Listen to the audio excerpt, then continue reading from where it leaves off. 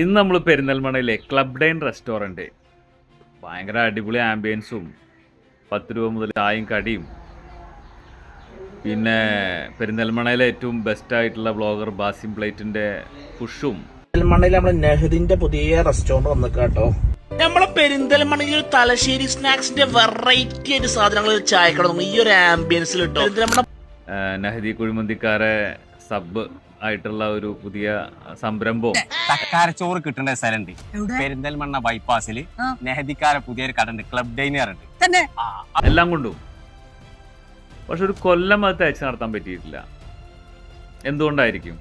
അന്ന് ആ നെഹദി കുഴിമന്തികളൊക്കെ എല്ലായിടത്തും നിലനിൽക്കുന്നുണ്ട്.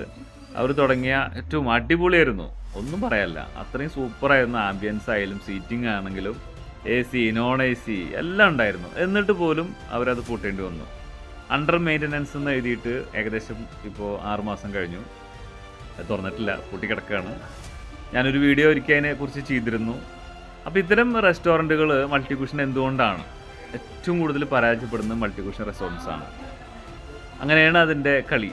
അപ്പോൾ കിച്ചനകത്തും കിച്ചന് പുറത്തും കടയ്ക്കകത്തും കടയുടെ പുറത്തും എല്ലാ രീതിയിലും വർക്ക് ചെയ്ത് ഇതിനെ കൃത്യമായിട്ട് പറഞ്ഞു കൊടുത്ത് പഠിപ്പിക്കാൻ പറ്റുന്ന അല്ലെങ്കിൽ അത് സക്സസ് ആക്കി കൊടുക്കുന്ന ആളുകൾ വളരെ കമ്മിയാണ് നമ്മുടെ നാട്ടിലുള്ളത്. അപ്പോൾ അത്തരം വലിയ വലിയ സംരംഭങ്ങൾ തുടങ്ങിയിട്ട് ഇനി പൂട്ടണ്ട, ഞാൻ നിങ്ങൾക്ക് സപ്പോർട്ട് ചെയ്ത് തരാം, സക്സസ് ആക്കി തരാൻ പറ്റും. നിരവധി അത്തരത്തിലുള്ള കേസുകൾ പല ആളുകളും പൂട്ടി ഇനി ഒരു രക്ഷയില്ല എന്ന് പറഞ്ഞാൽ അതുപോലും നമുക്ക് എന്ത് ചെയ്യാം, 100% തുറക്കാം, സക്സസ് ആകാം, പ്രോഫിറ്റ് കൊടുക്കാം. അപ്പോൾ അത്തരം സ്ട്രാറ്റജിയും മറ്റു കാര്യങ്ങളും അതിൻ്റെ ഫുഡ് ക്വാളിറ്റിയും അതൊക്കെ ചെയ്യാൻ പറ്റുന്ന ആളുകളൂടെ ഉണ്ട്, ഞാൻ ചെയ്യും.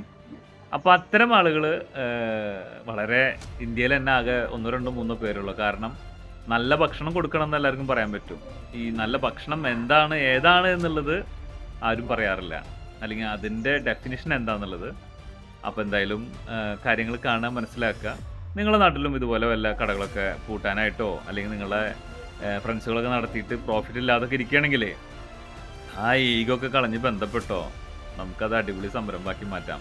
ഓക്കെ, അപ്പോൾ കമൻറ്റിലൂടെ അറിയിക്കുക നിങ്ങളുടെ നാട്ടിലും ഇതുപോലെ തുടങ്ങി പൂട്ടി പോകുന്ന വല്ല സ്പേസ് ഉണ്ടെങ്കിൽ അതല്ല അത്തരം കടകളുണ്ടെങ്കിൽ അത്. അപ്പോൾ നമുക്ക് അതിനെക്കുറിച്ചൊരു വീഡിയോ ചെയ്യാം. ഓക്കെ, കാണാം. നിൽക്ക് പോകാൻ പറ്റേ, സബ്സ്ക്രൈബ് ചെയ്ത് ബെൽ ബട്ടൺ അടിക്കണം.